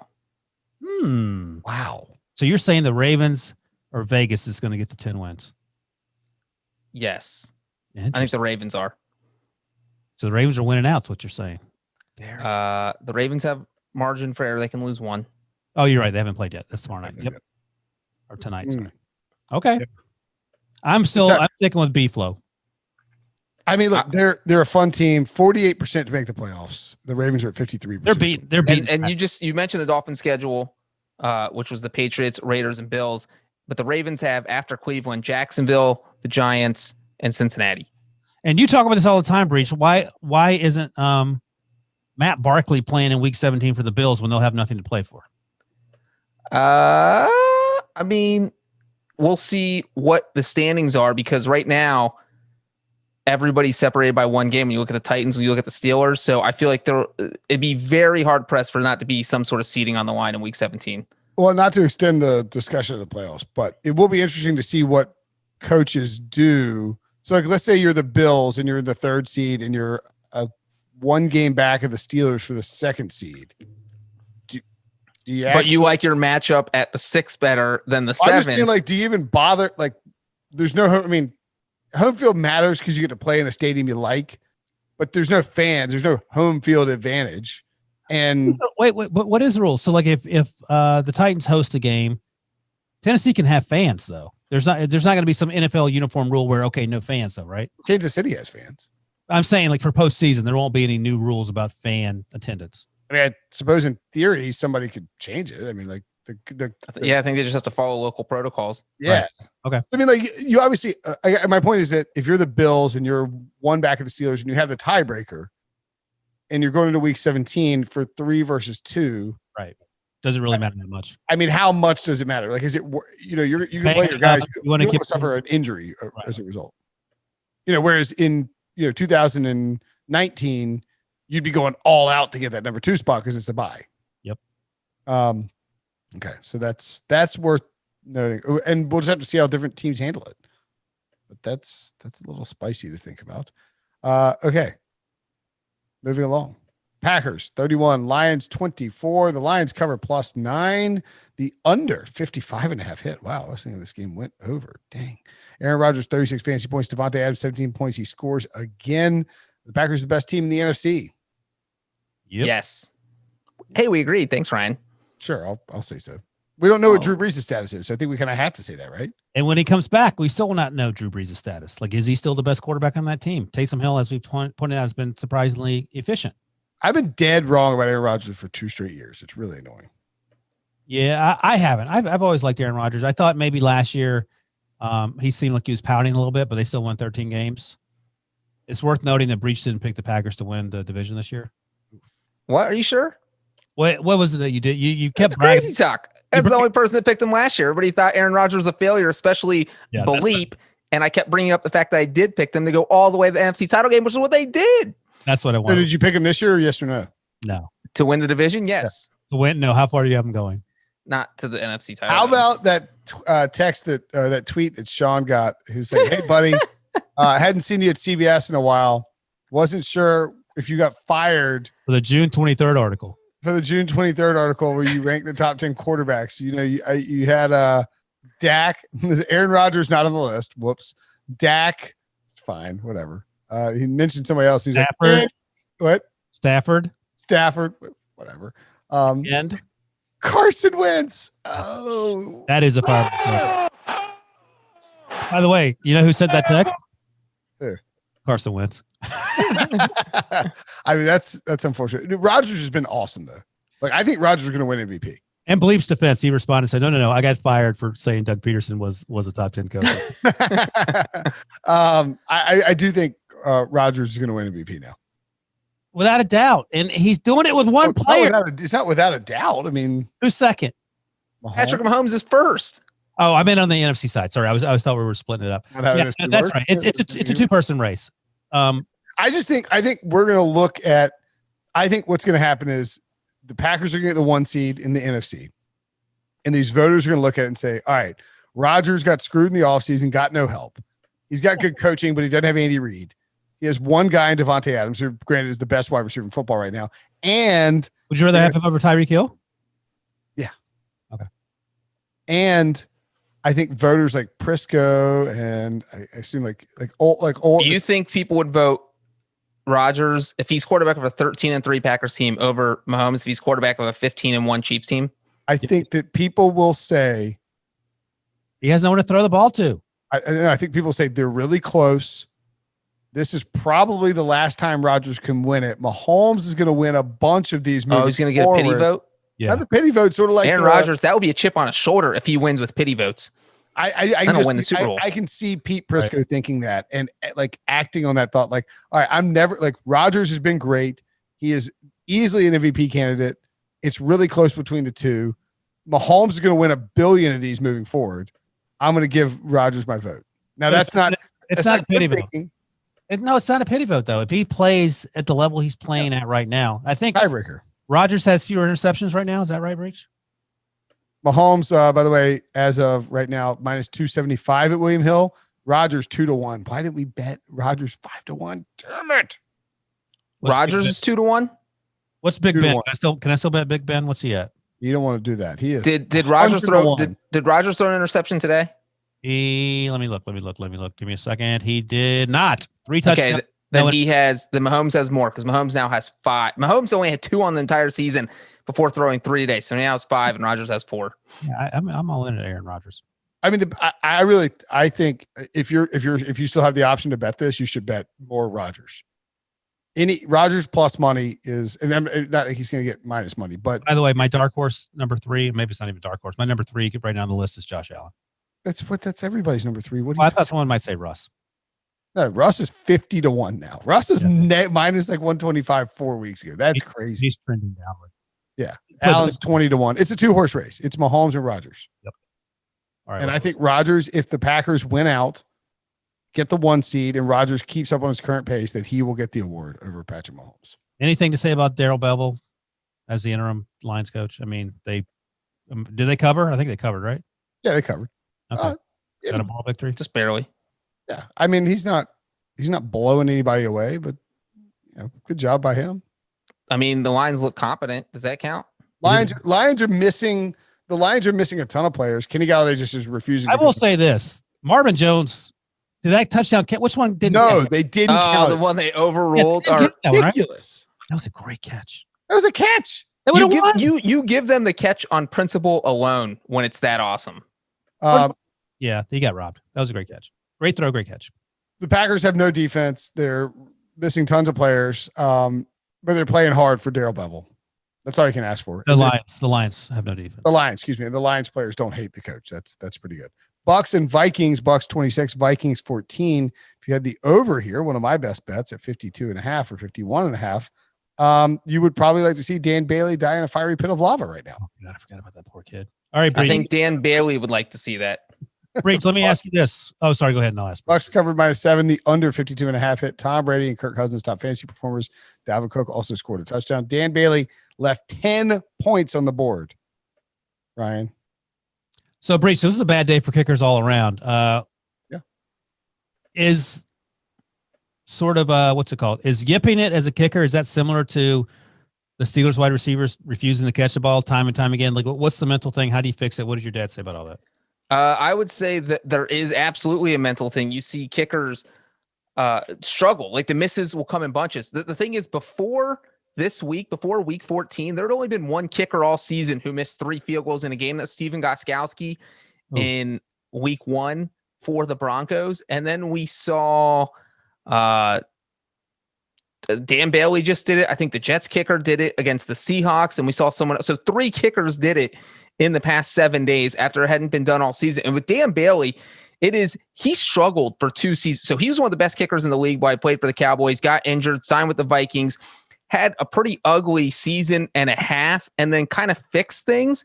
And so if you've had those struggles, it can get back in your head really quickly. And we saw him miss an extra point in the first quarter after Minnesota's first touchdown. And all of a sudden it's 6-0. And, if you're the Vikings, you're like, not a big deal. People are missing extra points this year. Then you're Minnesota. On your very next possession, you send Bailey out for a 36-yard field goal.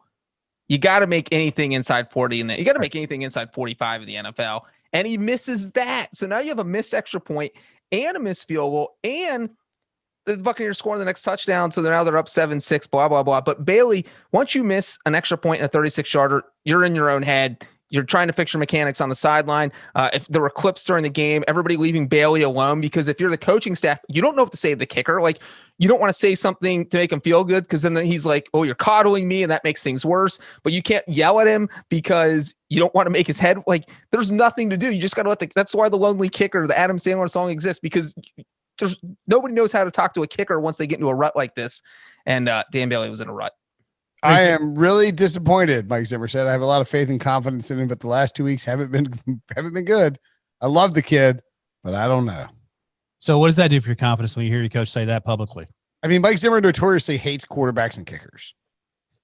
He doesn't care for kickers. He doesn't you better not show up and miss. And he doesn't want the quarterbacks to be the center feature piece of a team. So, by the way, the underrated favorite part of this game for me is Mike Zimmer wearing his mask just on his nose. He hit it above his mouth. Yeah, and Bailey missed 2 field goals and an extra point last week against Jacksonville. So that now you're talking about 5 field goals and 2 extra points. And 2. If the Vikings were in the playoff race, I think they would look for a new kicker. My question: who are they looking for? Like, who's next? Anybody. Nobody's going to miss 5 field goals in 2 Give weeks. Give me a name. Who are you signing? Somebody. I don't know who's on the practice squads around the NFL, but if you're willing, the Vikings are in the playoff race. Well, so if this is it, if Zimmer this week against the Bears, if you're keeping him for this game, you're keeping him for the rest of the season. So that's right. That's right. And Wilson, I don't know who's on practice squads. If you're willing to sign someone to an active roster, you can steal anyone off a practice squad. So they could potentially. I thought you wrote the weekly practice. But the Vikings gave Dan Bailey a 3-year extension. Well, I mean, he's costing you games. But that's why you don't give kickers extensions. You treat them like trash they are. Carson Wentz signed a huge deal, and he's currently on the bench too. So I mean, that's not. I mean, yes, Carson Wentz's deal is worse than Dan Bailey's. I will give you that. There you go. I don't know that the Vikings win this game anyway. They could have gotten 10 points, still lost. So at one point, there's like a 4th and 6 past midfield, and Zimmer's like, "Go!" They didn't even flinch. He's like, "Go!" It was after several of the misses. So it's a weird spot. It puts that team in a weird position. It's not. You can't be the Vikings and play the way that they want to play and be missing a ton of field goals. Well, you said it a month ago. Let Dalvin cook, and he did again today. I mentioned it earlier. Todd Bowles' way he's coordinated that defense is obviously a concern. Dalvin Cook had a huge game. I'm also sort of concerned about Tom Brady. 15-23, 196. He had 2 touchdowns, one to Gronk, I think.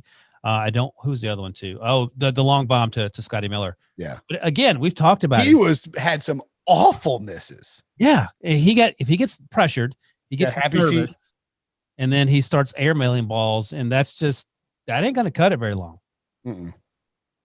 Give the Vikings defense or the Bucs defense credit. I mean, Adam Thielen and Justin Jefferson didn't do a whole lot. All right. I mean, we'll see. That defense hasn't inspired a lot of confidence as far as shutting down people for me in recent weeks. No, they're clearly hemorrhaging and sort of sputtering to the finish line, but they are 8-5 and they're going to the playoffs. Also, Antonio Brown, 5 catches, 49 yards. I don't know if that's his best game of the season, but have the Bucs been low-key crappy since Antonio Brown got there? I think they're now 2-5. Are you saying it's his fault, Brinson? Are you blaming him? I mean, you want him to come after you? He's cursed every team he's been on for the last 3 years. I will tell you who's cursed. Leonard Fournette. He was healthy scratch.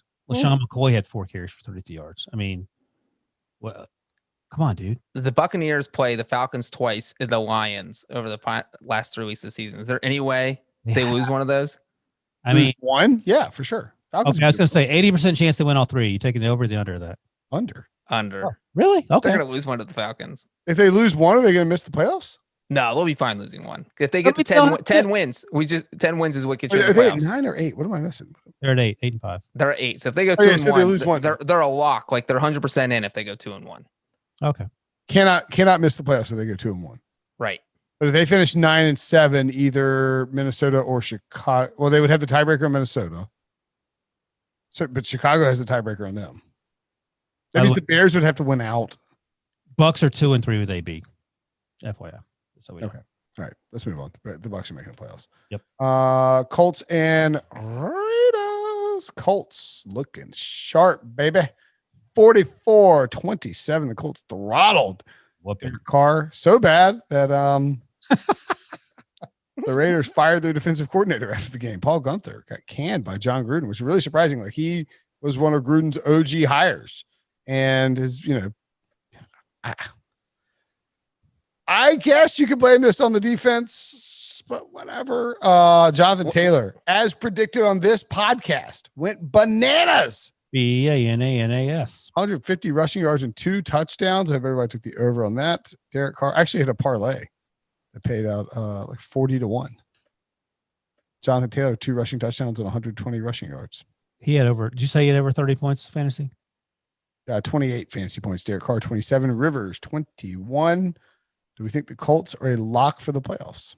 Golly, yeah, I think so, right?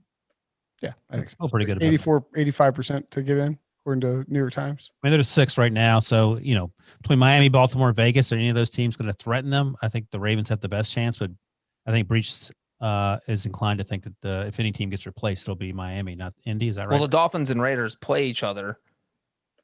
So, I mean, the Colts would have to. Who's beating the Colts out for that?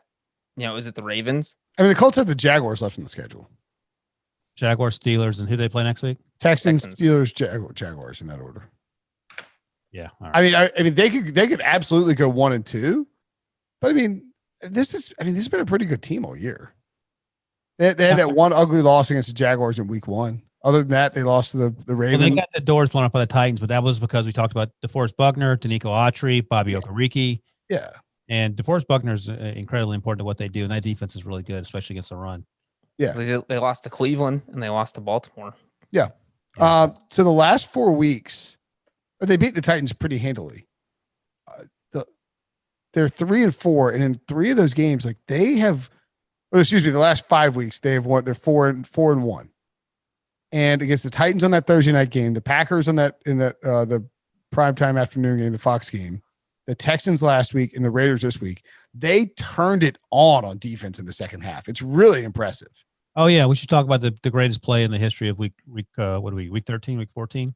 Yeah, Kenny Moore interception. Kenny Moore had an incredible one-handed Odell Beckham-like interception over Darren Waller, who's 8 inches taller than he is. Maybe wasn't even a bad throw by Derek Carr. Kenny Moore just made a play. He just made. I mean, sometimes dudes make plays and you tip your cap, and that's exactly what happened there. This defense is good. I think the Colts are. Where do the Colts slot in the AFC for y'all? Well, I can't believe you're spending all the time talking about your defense when your boy Phillip Rivers also had a fantastic game. But I would say they slot. Yeah, talk about the defense. So then you talk about Phillip Rivers. Their defense is so good. I mean, we've been talking about the Steelers' defense, but I think the Colts is up there as far as being among the Colts' defense is better than the Steelers' defense. I was going to go there. I think you could argue they have the best defense in the AFC, and I think their offense is a lot more competent than Pittsburgh's. So when you talk about all-around team, maybe 3 behind the Chiefs and the Bills.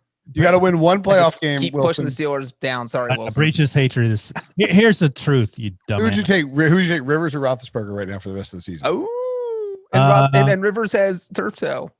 You're going to take turf toe Rivers over Roethlisberger, aren't you? More importantly, who would win in the foot race right now, Big Ben or Phillip Rivers? Oh, or Brinson. Or Brinson. No, Brinson wouldn't win. So here's the thing. Pittsburgh's offense ranks 17th. The Colts offense ranks 16th, according to Buddy's DVO at Football Outsiders. Defense for the Steelers ranked first coming in this week. They're probably less than that because of the injuries. And the Colts are 6th. Their special teams is better by a few slots. So they're similarly matched. Not to Breech clearly just hates the Steelers, and I understand that. I think the Colts are a bad matchup for the Steelers. Yeah, I think right now every team is a bad matchup for the Steelers. Well, I just think they play that 3-4 zone, so they're going to be like squatting down in these lanes that Ben wants to throw in. He can't go over the top on you. They can't.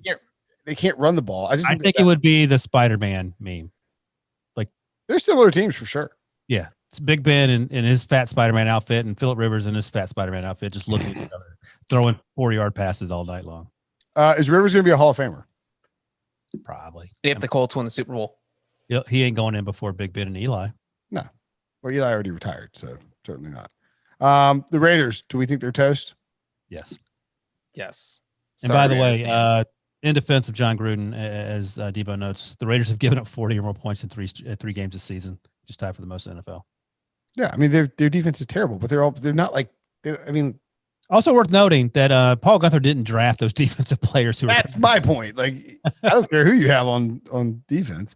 The Raiders had the Chargers, Dolphins, and Broncos left. Chargers game will be a fun game. They could wait if they win out. Are they not going to make the playoffs? They're not a lock, right? Because they're now the 9th seed in the AFC. But if they win out, they'll be. If the Ravens win tomorrow, the Ravens are 8-5, and that's a huge problem. If the Raiders win out, the best news is 10-6, and if the Ravens win tomorrow, like Ryan just said, then you have 2 teams at 8-5, which means if both those teams go 2-1, the Dolphins and the Ravens, they could easily go 10-6, and all of a sudden you have 3 teams at 10-6. But the Raiders would have beaten the Dolphins. Oh yeah, that's right. Yeah. So then you have the Dolphins at 10-6, the Ravens at 10-6, and the Raiders at 10-6. So they have work to do. Is the point? So a lot of work. And we don't know who wins a tiebreaker between those 3 teams. Between those 3 teams right now, the Raiders and Dolphins are both 5-4 in the AFC, and if they went out, they would be 8-4. Which is ahead. And the Dolphins would have 5 losses because of the loss of the Raiders. So then it'd be down to the Raiders and Ravens. Okay. All right, let's go. All right. I got to get home by 2 a.m. You're driving Eastern time or Central time? No, I'll get back to the hotel. So these last ones will be fast. Titans 31, Jaguars 10. Derrick Henry went bananas again. Titans minus 7.5, under 53 somehow hit me. Jaguars, jeez. Gardner Minshew replaced Mike Glennon halfway through the game. Ryan Tannehill, 20 fantasy points. Derrick Henry, 33. AJ Brown had an incredible one-handed catch. Yeah. Titans just sort of throttled down on a flea flicker. That's right. Titans throttled down and let Derrick Henry do his thing. And then once they had a lead, they just sort of suffocated the Jaguars. The Jaguars were it not for the Bengals and the Jets. The Jaguars are a really, really bad football team. The Jaguars gave up 122 yards in rushing to Derrick Henry in the first half. But more importantly, the Jaguars got royally screwed last week. This is going to haunt them when the Jets lost that football game in the last second, because they were Trevor Lawrence driver's seat for moments, and Greg Williams stole that away from them on his way out the door. Yep. And real quick on Derrick Henry, went over 200 yards and 2 touchdowns for the 4th time in his career. That is an NFL record. He was tied with 3 guys who had all done it 3 times. The 3 guys are Jim Brown, Barry Sanders, and LaDainian Tomlinson. That's a pretty strong list. Fun fact, those guys are all in the Hall of Fame. That is a great fun fact. Derrick Henry is the last great running back, right? That's maybe possible. He is so much fun to watch. When he gets in the open field, there is no one scarier. And he on our list, was it was tackle Derrick Henry, have Jamal Adams tackle you. Was that on the list? Yeah. There was Saquon Barkley, but yeah, Derrick Henry, we've talked about. Derrick Henry's worse, I think. Yeah, way worse. Derrick Henry hits you at full speed, you might evaporate. I'll be honest. I don't want to tackle Saquon Barkley the day after he has ACL surgery. So that's where I'm at on that. I wouldn't want to tackle Saquon Bobley with no legs, where he's just okay. Titans are in a great spot to make the playoffs, obviously. Defense. And man, they just feel like I do think Breech is right. They can beat anybody, they can lose to anybody. Yep. The defense is a problem. You wouldn't know it to play the Jaguars, but the defense is a concern. Yeah. Colts or Titans win the AFC South. Here's something you should know. The Titans had 0 sacks today against the Jaguars. That's concerning. Right. No pass rush. There was 0 pass rush. There was 1 sack in this game. Who do the Titans have left? Can the Titans gonna win the division? No. Yes. We disagreed. I think the Titans go 2-1. So they're gonna go 11-5. Yeah, that's right. The Colts can't win the division in my mind. Right. The Titans have to play the Packers. And the Colts have to play Steelers. Titans have the Lions, Packers, and Texans. And the Colts have the Texans, Steelers, and Jaguars. If they tie, then it's going to come down to division tie or divisional record. And the Titans are 4-1 right now. The Colts are 2-2. So Titans currently have the division. Yeah. And their conference record's better too. But it doesn't matter. Division record's all that matters. Well, if they have the same division record, then you go to the next tiebreaker. But they can't possibly have the same division record. Well, they could. They could both go 4-2. Oh, but if got dunked on twice in 1 second. But in Brinson's defense, how would that happen? I don't know. In Brinson's defense, if the Titans beat the Texans in week 17, then the Colts can't catch them in the division tiebreaker. All right, let's keep moving. All right. No one cares, Breech. Sorry. Seahawks 40, Jets 3. So I get for defending Brinson. Seahawks minus 16.5, under 49 hits. Russell Wilson, 30 fantasy points. Chris Carson, 15. I mean, I don't know. What do you? No words. I mean, the highlight of this game was the Marcus May interception of Russ Wilson. I think it was in the end zone in the first half. Yeah. That was it. I mean, Jamal Adams, by the way. If you don't count that play, if you pretend like it never happened, this may have been the worst played football game by a team ever. You just said this team is beating the Bengals in week 18. By 2 touchdowns. That's how bad the Bengals are. Jamal Adams has the most sacks ever for a defensive back in a single season, and he clinched it against the Jets, 8.5 this year. You know who he surpassed? NC State legend, and actually my son's name. Adrian Wilson? Adrian Wilson, baby. High Point native. High Point on. He's actually a scout now, I think. I can't remember. He works for the Cardinals now. Yeah, there you go. I looked at him and said, yeah, you're a High Point guy, right? He goes, we're not from the same High Point, dude. Yeah, he ain't wrong about that. Well, he had that tragic incident. I don't know the tragic incident, but I'm sure you guys didn't roll in the same circles. Sergio Castillo missed 3 field goals for the Jets. That was the other guy. All inside of 43 yards. Yeah, it was tough to watch. That's bad. That's bad. Why are you kicking the field goals? Why are you kicking field goals inside the 25 or inside the 30? Gase, you're playing the Seahawks. Your defense sucks. Go for some touchdowns. What are you doing? Why are you kicking field goals? You know what's funny? I think you cannot Brinson's defending a kicker. Yeah, that is funny. You cannot find a Jets fan who wants the Jets to fire Adam Gase. No, because he's just single-handedly dragging them to Trevor Lawrence. Yeah. Every first down is Frank Gore runs for somewhere between -1 and 2 yards. Is Adam Gase the guy in the war movie who is like leading the charge, knowing he's going to get killed to help the greater cause? Like, you see the guy that's going like, all right, this is it.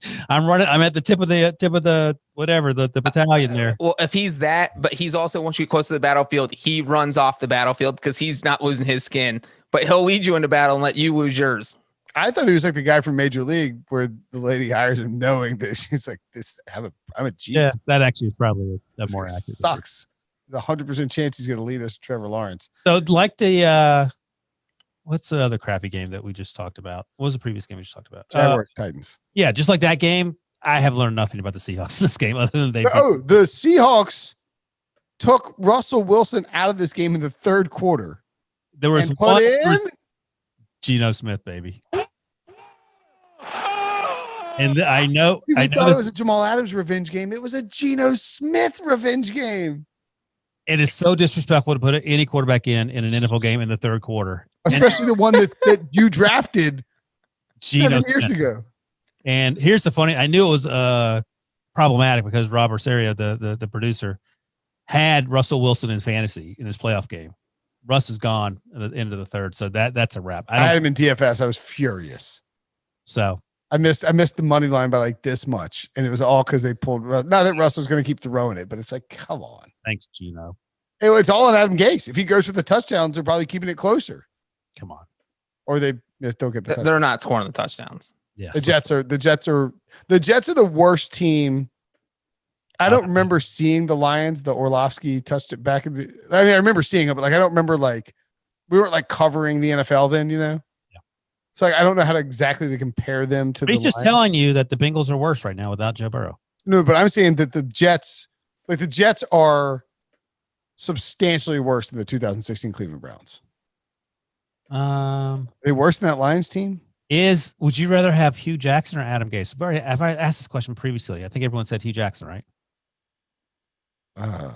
I'll take Hugh Jackson. He's a better offensive mind. Just no coach. You just have no coach. Yeah. Or Freddie You Kitchens. let a hamster coach you, and one of those guys can be offensive coordinator. Freddie Kitchens, Hugh Jackson, or Adam Gase. All right, so let's look at the 08. I just want to look at the 08 Lions real quick. One game you have to win. Hugh Jackson. I think so. I don't even think it's close. All right, hurry up. All right, hold on. I just want to see what the 08 Lions. Very busy. But so the Jets are definitely going 0-16. I mean, they have to play the Rams. They're going to get slaughtered, right? Sam Darnold going against the Rams defense? They cannot win a game. Is that fair? No. They shouldn't show that game on television. That should be rated TVMA. The Rams are 16.5-point favorites already. So the Lions allowed 6. I think the Rams are favored by 17. Yes. Oh, Lions allowed 517 points and scored 268 points. Coming into this game, the Jets had scored. Can't be many. Take your time. I think they're worse. This is a worse team. How many points did the Jets score? It would be easier. 180. They scored 183 with 3 games to go. All right, keep going. I'll check DVOA. That's a better way to do it. Scroll to the bottom. Minus 33.8 for this Jets team. Did the Browns surpass the Lions as a worst team? I can't remember where people came down on that. Detroit was minus 45.2. So the Detroit was worse than this. The 08 Lions was worse than this. The Jets are going to get worse as it goes. And what year did the Browns go? Was that 17? 16. So we have 45, 33, and the Browns were minus 34. So it's worse. Oh, no, excuse me. 17 is 0-16. 16 was 1-15. 17. Okay. Yeah. That's a pretty incredible run there. Oh, okay. So it goes, the Lions are worse, second worst of the Jets, third worst of the Browns. Okay. So, all right. Let's look at a couple other teams that might potentially. I'm just kidding. I was hoping to make Ryan angry. I'm asleep, so you do whatever you want to do. Oh my God, there's still so many games left. Bears 36, Texans 7. This is the freebie of the year. I mean, the Bears going up against a Texan team with no weapons, and all anyone could talk about was how Deshaun Watson could have been a Bear, but the Bears didn't draft him. They took Mitchell Trubisky instead, and Trubisky comes out and played really well. David Montgomery goes nuts. The Bears obviously Trubisky revenge game. Oh yeah, it was a Ryan Pace revenge game. Take that. Yeah, this was a. The Texans didn't have Brandon Cooks, Randall Cobb, Kenny Stills, David Johnson, or Will Fuller. Yes. Okay. Yes. Correct. They had somebody named Chad Hansen, who had a big game. Isn't that the guy who hosts Red Zone Channel? He was playing football. Yeah. What? Yeah. Having to play football and host Red Zone at the same time is a real challenge. I don't know. Ryan, if you're Ryan Pace or Matt Nagy and you have jobs in 3 months, what are you doing with Mr. Trubisky? I will say that I think that this, and we don't need to, linger on this game too long, but I do think that this game potentially opens the door for Trubisky coming back. That would be a horrible mistake, but whatever. Do whatever you want to do. We know who Mr. Trubisky is. He ain't changing. You could have Brian Daboll be his coach. You're not going to see a Josh Allen type rebirth. What if he wins out, Ryan? What if they win their next 3 games? Fine, go crazy. Do it at your own peril. Let me put it to you this way. Would you want him playing in Cincinnati when Joe Burrow went down? Would you want Mitch Trubisky out there? Over Brandon Allen, sure. That's probably a bad example. I think the thing with Trubisky is like, will there be any sort of market for him? You know what I mean? Like, so this is the question. There's probably not going to be a market for him. We're going to see Cam Newton's going to hit the open market again. Phillip Rivers, technically a free agent. Carson Wentz, there's interest in him. There's tons of guys out there. So Wentz is not going anywhere. I'm just saying, like, if you wanted to acquire somebody, I'm just saying. Okay. There's a ton of quarterbacks in this draft class. Dak Prescott is technically a free agent. Exactly. There is quarterback. Jameis Winston's a free agent. There's a ton of guys out there. Andrew Gregory Dalton. Get out of here with that. My point being is that if the Bears wanted to sign Mr. Trubisky back, they could do nothing and just give him a modest contract for 2 years and see or 1 year with an option or something like that. I would not pay him more than $15 million a year. But here's what the Bears might do. They might panic and franchise tag him. They're not. They are not. Listen to me. Ryan Pace was traded up from 3 to 2 to get Mr. Trubisky. Ryan Pace is the guy that just got caught spending $40,000 on his corporate card. He's not going to double down and spend $40,000 more. He's going to be like, all right, I'm going to be extremely frugal. You obviously don't understand the guy who gets caught spending $40,000 on his corporate card. He's doubling down. Fair enough. All right. I wouldn't do it. Nobody would do it, but I think there's a chance that they might. I think Matt Nagy secretly hates Mitchell Trubisky. Like, he is so frustrated that it's a secret. Yeah, but you see the look on his face sometimes. He benched him for Nick Foles. Look, just walk away. This is not about the Bears being good all of a sudden. We'll have like 17 off-season podcasts about Mitchell Trubisky. Yeah, it's gonna be incredible. Yikes. Chargers 20, Falcons 17. The Falcons had maybe the greatest tweet I've ever seen from a social media account that was run by a professional sports team on Sunday morning when they tweeted out the Spider-Man meme with the Chargers logo and the Falcons logo on it. Incredible stuff. So self-aware, so self-deprecating, so rude to the Chargers. And just basically, we both choke in weird spots. Let's go play football. And it played out exactly like that. It was incredible. So the Chargers cover, the under hits. This game looked like it was going to be an epic shootout, and nobody scores in the second half. And then in a span of 3 minutes, there's 3 picks. They're just like, no, you win, bro. No, you win. No, you win. And it was nobody wanted to win. It was such a poop fling. 12 plays. There were 3 picks in 12 plays. Incredible. Over the final 4 minutes of the game when it was tied 17-17. It was pretty clear the next score was going to win. You know what the crazy thing is? I think this game, we just talked about Trubisky and the Bears. This game makes you wonder, what's Matt Ryan's future in Atlanta? He had a total meltdown. He threw 3 interceptions in the second half. So he throws the first interception to start that crazy 3 interception series. They're at the Chargers 26-yard line. You are in field goal range in a 17-17 game. It looked like you have it locked up. Nope. Matt Ryan gets picked off. Now Justin Herbert has the ball. Justin Herbert's trying to make plays. He's in Atlanta's territory. He gets picked off. Not that surprising. Matt Ryan has the ball back. He gets back into Chargers territory. Again, you have one of the best kickers in the NFL this year. Younghoe Koo does not miss. And what does Matt Ryan do? He throws another interception. Terrible interception. And it's funny you mentioned that, Breech. So if you have a top 10 pick and there's a quarterback there you like, do you take him if you're the Falcons? Yes. You have a desperate need for an edge rusher and a cornerback, but I think if there's a quarterback there, you don't hesitate. Matt Ryan is probably going to play next year. Can you trade Matt Ryan? Yeah. Potentially. I mean, he's better than Phillip Rivers and Big Ben, I think, isn't he? Yeah, probably. But not as good. His dead cap for 2021 is $49.9 million. Trade him to the Eagles. Done. Swap him for Phillip or Carson Wentz. No, swap the dead cap too. You can finagle the dead cap on Ryan more than you can Wentz, I think. If you trade him after June 1st or whatever. Either way, I think it's okay because Arthur Blank said when they fired Dan Quinn shortly thereafter that we'll see about Matt Ryan too. Like if you put Matt Ryan on the Colts, I think he'd be having a pretty good season. Yeah, I don't disagree. If you put Matt Ryan on the Steelers, aren't the Steelers awesome? I don't know. Like he holds the ball a little too long. That offensive line sucks. Yeah, but I mean, he's fine. Yeah, exactly. You get the same thing, maybe something a little better. Yeah. Matt Ryan on the 49ers. The 49ers are a playoff team. Yes, I mean, come on now. We can't. I mean, they got. Well, I mean, they got. got. Okay, won the MVP with Kyle Shanahan. Maybe that's a good landing spot. Or maybe you just let Russell Gage throw the ball on every down. He threw a touchdown pass today. Probably the best throw of the day from either quarterback. Yeah. Matt Ryan could use a hard reboot, so wouldn't be surprised. We talked about Chase Young for defensive. Justin Herbert slam dunk offensive. Yeah, Justin Jefferson is right there, but Herbert will win it. James Robinson has the case, but he plays for not a good Jags team. So yeah, it's Herbert and Robinson. I mean Herbert and Young. That's right. Broncos 32, Panthers 27. And the Panthers. What is happening here? Matt Rule. They were 3-3. Now they're 4-9. That's all right. I mean, I don't think it's a big deal. I mean, they don't need to be winning games. That's mission accomplished. Yeah, I mean, they need the draft picks. Broncos +4 covers. Broncos went outright. The over 45.5 hits. Drew Lock had a big game, threw a long bomb to KJ Hamler, who also had a huge game, 20 fantasy points for him. Lock had 33. Look, there was a couple of moments here at the end where the Panthers were down 8, I think, and kicked a field goal inside the red zone, which was a little weird. Called Adam Gase it.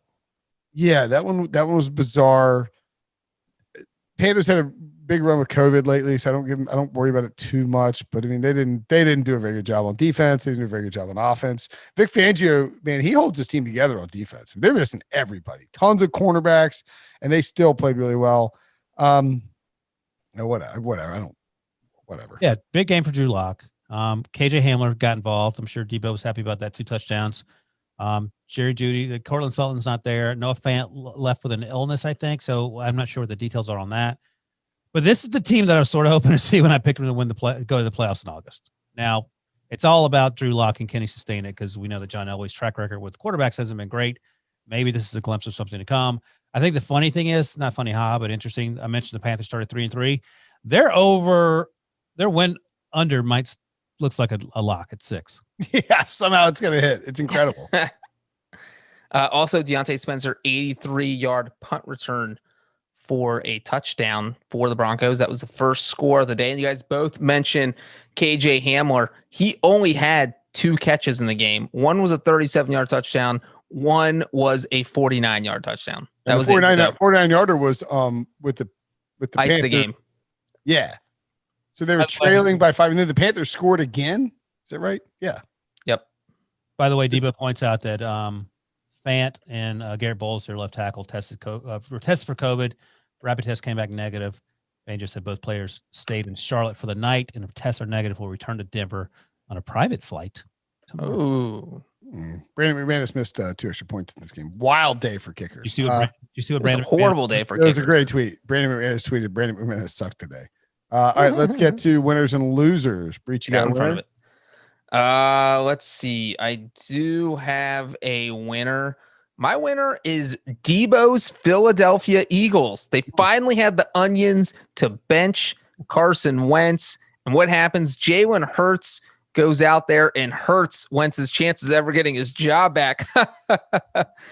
So I love this decision. I hope they stick with Hurts. Doug Peterson sounds like an idiot for not sticking. You should have just said as soon as the game ended, we're sticking with Hurts next week. But he didn't do that. He hesitated, said, "Well, wait, Eagles are my winner."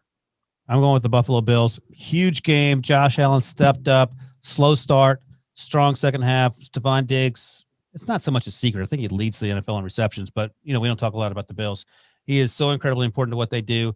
We talk all the time about Aaron Rodgers having one playmaker. Josh Allen has one in Stephon Diggs, which is so. I mean, Cole Beasley's a great addition in terms of coming out of the slot. John Brown's on the IR. Dawson Knox is an okay to above average tight end, but Stephon Diggs is a difference maker, and that defense is playing well too. Watch out for the Buffalo Bills. I'll take Ron Rivera. I'm starting to think he should be the coach of the year. I know that Mike Tomlin's had a good record. Oh, don't give me that look. Sean McDermott's a willing candidate, certainly. But Rivera now has the Washington football team in first place in the division. They are 6-7. I mean, they could end up going 9-7. I don't think that's likely, but it's possible. And you heard the speech after the game. He said, nobody wants to play us right now. The defense looks outstanding. This is sort of not exactly what he did with Carolina in his first year, because the offense was a little bit better than what they have this year. But he's doing this with Alex Smith at quarterback.